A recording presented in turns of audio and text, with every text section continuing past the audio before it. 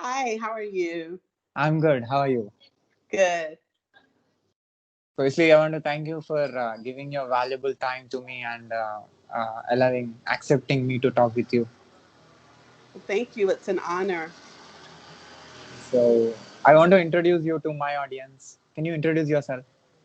Yes, my name is Lisa Thompson. I'm a former educator and now a new indie author of the book I Miss My Teacher. So I've been teaching 29 years. So I've had a variety of experiences in and out of the classroom. So my Okay, passion is teaching children how to read, teaching children how to read. teaching children how to read. Yes. Okay. So, you're from? I am from the United States. I live in a town called Portsmouth, or a city called Portsmouth, Virginia. So I'm in Virginia in the United States. Okay, so you're an experienced teacher. Yes, So, you're an author too.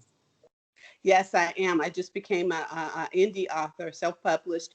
I wrote my book April 15th, 2020, and it was published June 11, 2020. So, 29 years experience in teaching. Yes. So, what standard students will you teach?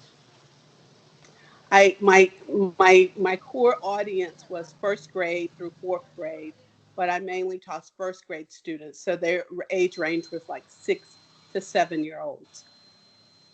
Can I say you're a psychologist for those age people?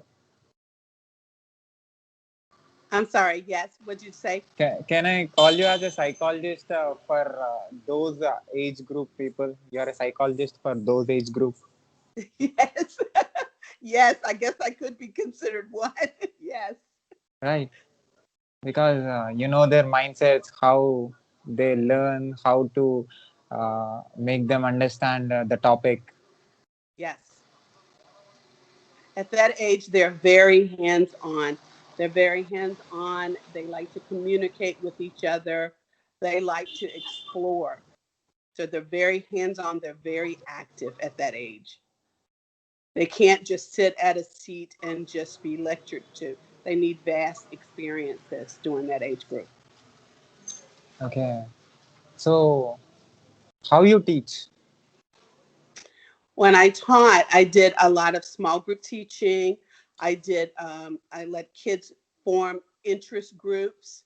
They would have tasks, they would have workstations that they would work on. I would introduce things for them to rotate doing workstations, and they would have, within that, they would have a choice to whatever they wanted to do related to the topic. I gave it a lot of student choice.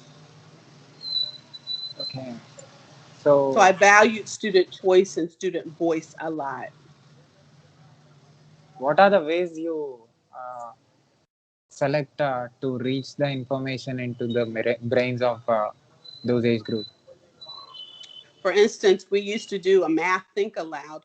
So I would introduce some math problem on the board, and they would agree and disagree, and they would come up with different ways to solve a problem, and not less, it didn't necessarily have to be just one way, correct way. They got to attack the problem all different ways, coming up with the same, correct answer, but they, came up with different solutions to the same problem. So I got them to do a lot of different thinking, sharing how they problem solve. I like to do a lot of problem solving. Do you have And any? Okay, yeah. go ahead. I'm sorry. So, do you have any student in your life? Uh, he asked a question that you cannot forget. A student that I could not forget, a Yeah, the memorable question. student. Yes, I had a little girl. She was in first grade because I had moved to second grade at that time. And her first grade teachers, they gave up on her, said she couldn't read and she couldn't this, they just kind of gave up on her. And when I got her, I mean, she was creative, she was vibrant. I tapped into her talents and she just thrived. And when she moved to the third grade, which they started standardized testing, even though her reading was a little bit below average, she passed the standard test with flying colors. She just started believing in herself, just tried different things. So that was one of my biggest success stories. Her, and she's in fifth grade now, and I'm still in contact with her now. Um, she just says I'm her favorite teacher. I just believed in her and just loved her and accepted her for who she was, and just pushed her. Do you have a student who never understood your concept even after explaining in all the ways? Yes, they did. Would have to try multiple ways. Some kids are auditory. Some students are kinesthetic. That means that, hands on. Um, some students don't learn just by sitting and you lecturing to them. So you have to have different ways to reach them. It might be within the group, it might be with the peer one on one with the peer, them teaching each other. Auditory, I might have to, just put something on a tape, um, letting them build the concept or letting them work on it by themselves.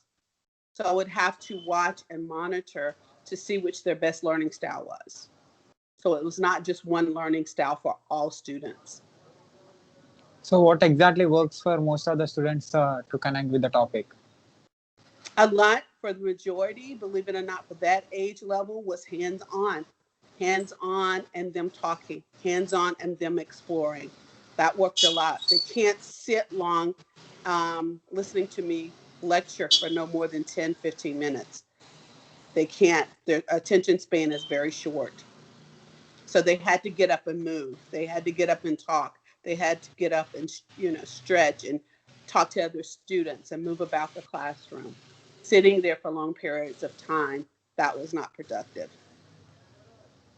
Okay, so your mind is filled with the students and the topics that you have taught, right? Yes. Yes, it is. So you wrote a book with that information. I wrote a book based on, because of course, all over the world we're going through the COVID-19 epidemic. And we had to shut down our schools and move to remote learning, online learning. And when I was meeting with my students based online on the computer, a common theme kept coming up. I miss you, Miss Thompson. I miss you. I miss you. So I wrote the book through the eyes of a second grader, and going through the day of what we were doing in the classroom. They would tell me they missed me. They missed going outside, or they missed problem solving. They missed. I wrote the book through the eyes of a second grader, and that's why I entitled it "I Miss My Teacher." And they would tell me it was like a little love letter for the student to the teacher, and saying how much they missed their teacher and missed the things that were going on in the classroom during the normal times we were in the classroom. This was all different for them, this shake up, having to go home through this COVID-19. It shook their little worlds up. So just to kind of give a sense of normalcy to them.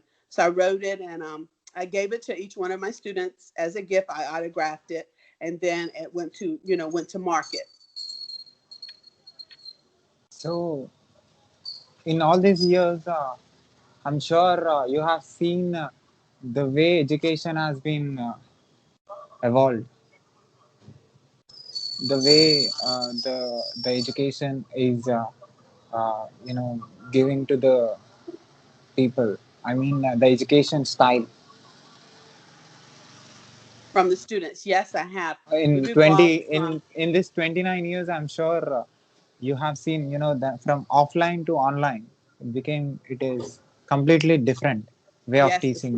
Now completely one to different. one, online is completely one to one, and when you are in the class, you have to you are in front of 25 to 30 students, and you will be teaching a particular topic, and you will be observing the students whether they are listening to you or not, and you make Mhm. sure that whether most of, I mean, everybody is understood the topic that you are saying. This is what before was, and this is what the experience that you have. But today, the education has been education system have been changed from offline to online. What is, do you think this is good or bad? I think it has to meet somewhere in the middle. It can't be, because the students have to evolve with technology. They have to be ready for the 21st century skills. So I think it has to be a meeting of the minds. But I think sometimes students are getting too much tech time. They're not getting enough time to communicate with each other and explore. They're spending way too much time in front of the TV or in front of the screen, learning and not getting that immediate feedback from the teacher, that warm body, that reassurance that they need. So that's a little void. That's a void there. So if somehow that can be meshed, it would be better for them. But right now, I'm hearing a lot of teachers that are having to move, totally online still because of this epidemic, that the students aren't paying attention, and they're just half doing the work, and they're on there a long time. The kids are getting fatigued. So it's definitely an adjustment. It's an adjustment. Yeah, because of this pandemic, the education completely became online in most of the countries. Yes. And it's difficult to see the growth, the measure of growth that you would see with the kids one to one, face to face, to see that actual growth, them actually applying the knowledge that you taught them and other circumstances, to see that it's being applied, or the learning has transferred. There's been a transformation of learning. That's a difficult part to see online. So these days, teachers became the filmmakers. They're making films to make students to understand the topic. They're trying to show the topic in different ways so that they can make students to understand the topic by using the visuals or the diagrams, or showing the sounds, or different ways. They are online, through online. I saw Yes. in Indian, I have kids in near to my home who are studying, and instead of, when I was a student, I used to study by sitting in the class, but today they are seeing the screen and they are sitting in front of screen, and they don't need a particular dress, but that is not mandatory, but they are just sitting and they are just observing what is displayed on the screen. Hmm. It's So a very little interaction. yeah, I see the void of interaction. Exactly. yeah. So what do you say about this change? I say we still have to move forward. We have to progress with the times, but there still has to be an element of interaction sometime, some type of human interaction, some way. The kids are missing that. And that's just a big question mark, how to meet those needs. It's very, very difficult, because I am no longer in the classroom. I didn't go back this year. So at the end of last year, once we closed out, I didn't go back. I wanted to try to explore other things, after teaching 29 years. So you do get disheartened, with a lot of the things that are going on with the school system, the policy changes, different things. But it's difficult to say. We do have to move forward, and we do have to grow and make things better, but then we still need that human interaction. I think that's so vital. Have you ever felt that controlling students is tough? I'm sorry, what did you say? Have you have you ever felt that controlling students, the 25 to 30 students in a class, and controlling them, you are only one in the class, Yes. you are who are head of for all of them. Have you ever felt that this is very tough for you to do that? Very yes, yes, because you come in with different parenting styles, different expectations, and you have to set a standard right away when day one, what your expectations are. So I tried to help them become self-regulating, but it is become more difficult, because students are coming from different backgrounds, different needs need to be met. So it is tough. It is tough.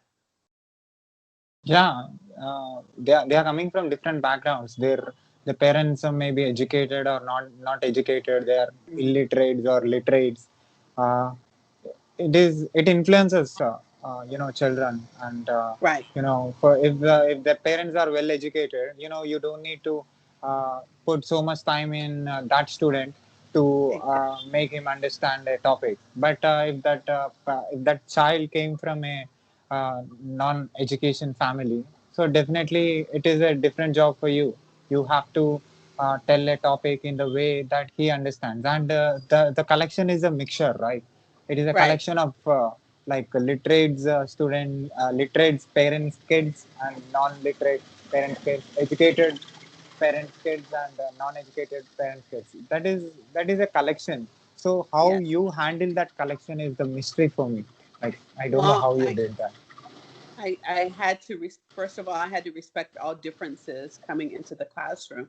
I still had to set my expectations, but I had to value them as little people. I had to value, and I found out if I showed them I valued them, that they were more apt to follow directions or follow the rules or be self-regulated. And I did a lot of positive things. I tried to do a lot of positive praise or, just seeing them for who they were.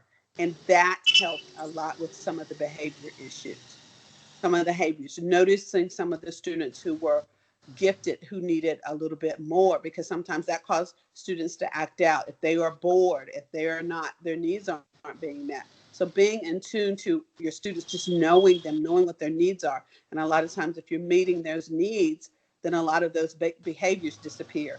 Especially I noticed with a lot of my boys that were gifted and they were labeled as being, hyper, or just, they couldn't reach them. If you saw their, gifts and were able to kind of navigate toward those gifts or design things around those gifts, a lot of behaviors disappeared. So you have to reach the parents expectations too. Absolutely, you do. And I had a open classroom. I invited parents to come in to watch me teach, so they could see my teaching style, so they could know what I was doing or what I tried to. So I had a lot of parent communication and a lot of parent participation, and I had a lot of parents on my side that way. I communicated a lot with them, so I didn't have any parent difficulties, because I was right. I was personable. I called them. I let them know what was going on. I tried to be positive and include them in the classroom.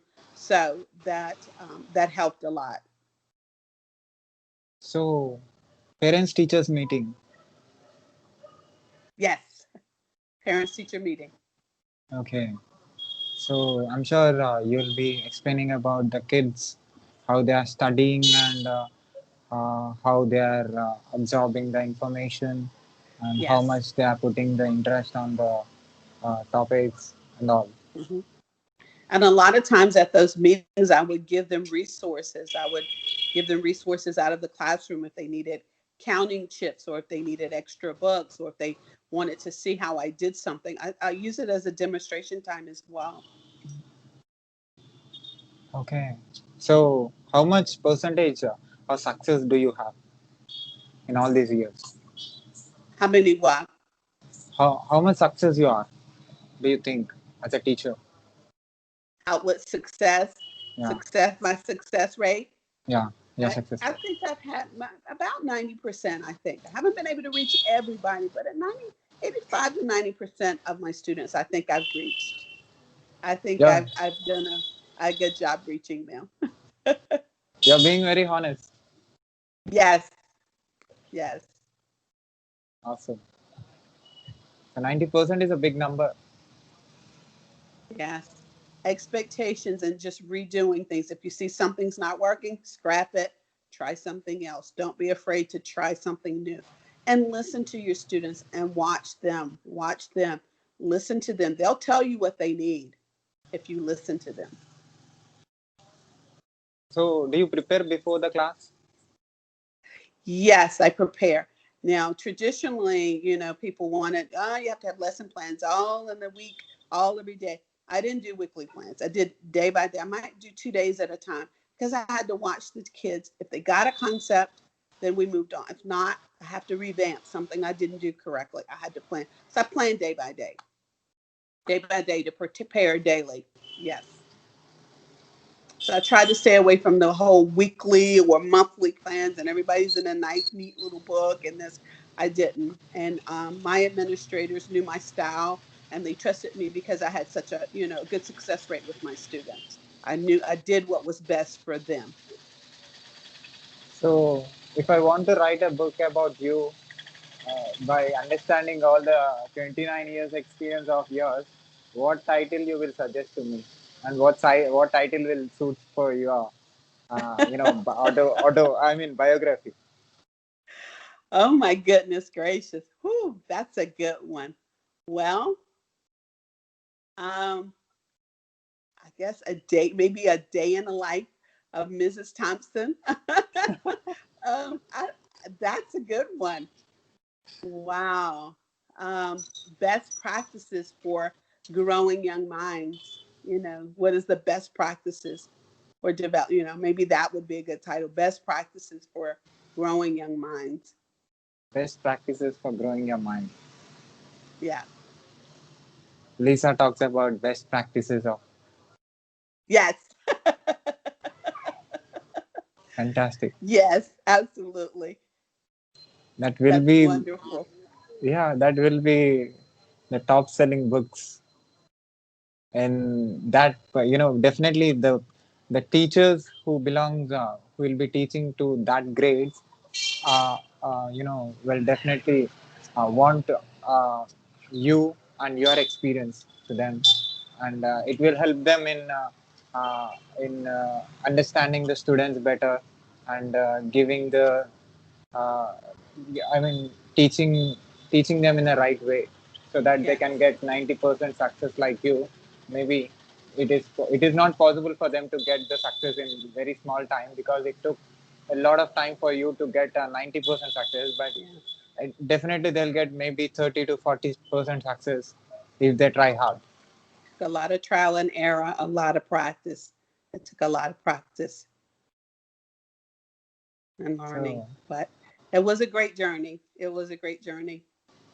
it's tough for you to understand the group, the crowd, because this is a one-to-one interaction. I can understand you easily, you can understand me easily, you can understand my questions, I can understand your questions very easily, but there is more than one to many. One to one is different from one to many.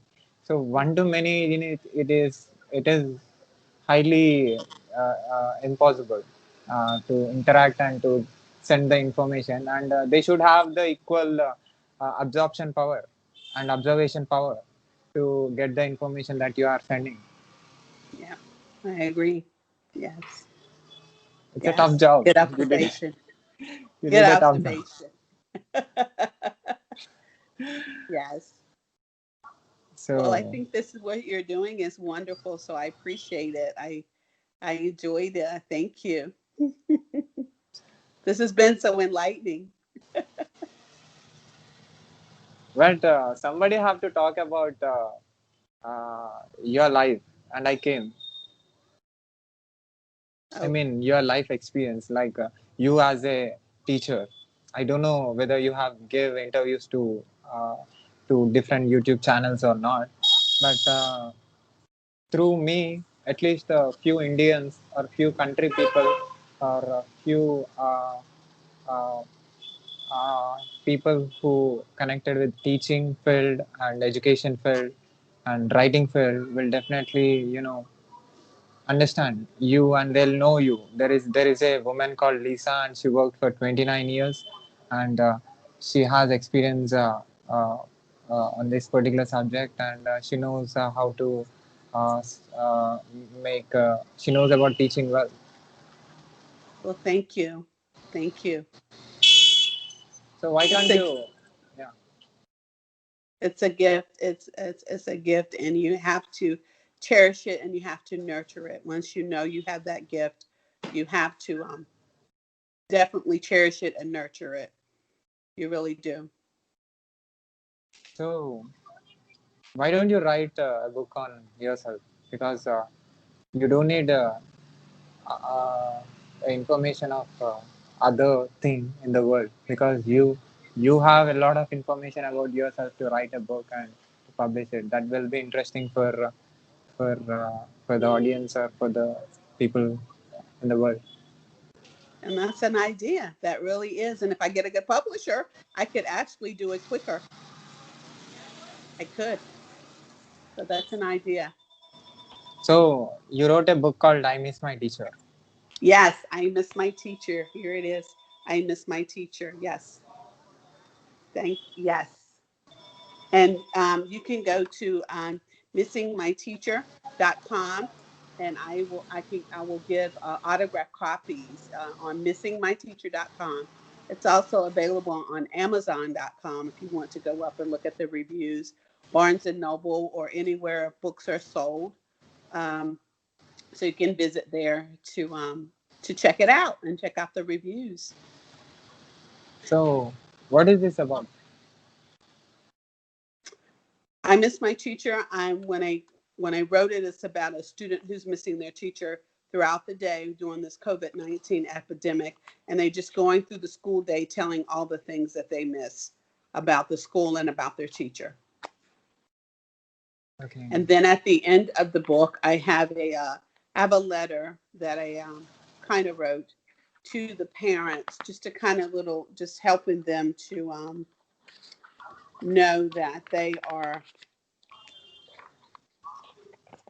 the child's first teacher.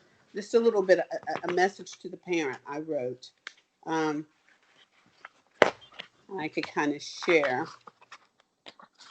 a message to the parent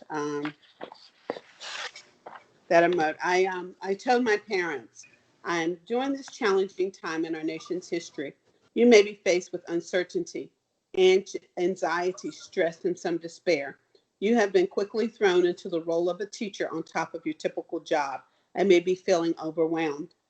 Between trying to figure out the new way of doing math, following a reading program, completing work packets, or troubleshooting technology issues, getting your child to sit down and focus for a brief time can be quite challenging when they're at home.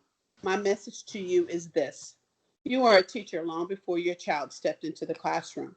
You taught them how to speak, to walk, to eat, and how to make sense of the world around them. Please give yourself some grace and know that you are doing the best you can. You are appreciated. Take advantage of this extra closeness to see the good in your new role. Step back, take a walk, play a family game, look at old photos, have an inside picnic, make joyful memories. From one teacher to another, when a child knows that they are loved, supported, and cared for, they will be successful no matter the outside circumstances. And that was at the end that I kind of wrote a letter to the parents at the end of the book for my message to the parents. So you are explaining the present situation in the book. Yes, yes. So you did this in lockdown time.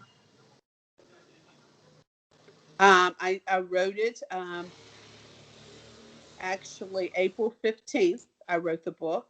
I had to download the idea, and then it was published. I got it self-published June 11th. It hit Amazon on June 11th. Yeah, it was locked. I mean, there was a lockdown in that time. You are from US, right? At that time, Yes, everything was like locked. lockdown. Yes. So Absolutely. The kids were at home, couldn't go to school, anything. After March 13th, that's when our schools closed. So kids have to go home, teachers home, everything locked down. So, do you have anything to say to the parents and teachers who are watching this video from anywhere on this planet, and at the same time to the authors who are watching this video? To the parents, I just read the love letter to you, just knowing that you are the first teacher that your child will ever see. So do the very best you can. Just nurture their gifts. See the gifts in your child and nurture them. Don't go by some standard that the world has set. You've got to have all A's. You've got to be in all of these clubs. You've got to be here. Just listen to your child. Just watch them and nurture them. And when they know that they are loved, as I said in the back of the book, they will thrive. And to the They will teachers, thrive. and to the To the teachers, te- to yeah. the teachers, You are doing the best you can. Always, always listen to your teacher, be creative, get outside of the box, think outside of the box, do what's best for your students, do what's best for them, and listen to them. Listen to them. So, as an author and writer, do you have anything to say to the authors and writers for watching this video? Authors and just step out there and do it. If you have an idea, I didn't know I had a book in me in April, or when I came home in March. It just came to me. So just go inside of yourself. There's a book in everyone. Think about what you want to do. Listen to yourself, and just write. Just write. Can I Just put this? start. Awesome. So, can I put this recorded video call on my YouTube channel with your permission? Yes, absolutely. You have my permission, and I've enjoyed it immensely. Thank you so much for the opportunity. And I hope, I hope I reach a lot of people. I hope this message resonates with somebody. Definitely, it reaches to thousands, millions of people in coming days. Well, thank you for the opportunity. You're a vehicle. I consider you a conduit, getting all of these messages out from all the different people you interview. So you are doing good thing. You are doing a very good thing. So thank you. Thank you so much. I want a lot of students to learn from you because they'll definitely get good success because it's a big thing to for them to have an experienced teacher like you. So they have to use the opportunity, and they have to use Lisa for their personal growth. Thank you. Yeah, Well, it's take been care. fun. I have enjoyed it. It's been so much fun. Yeah, So thank you for accepting me and my views and just believing in me. sure. You're awesome. Thank you. Yeah. Take care. Thank you. Thank you. Bye. Bye bye.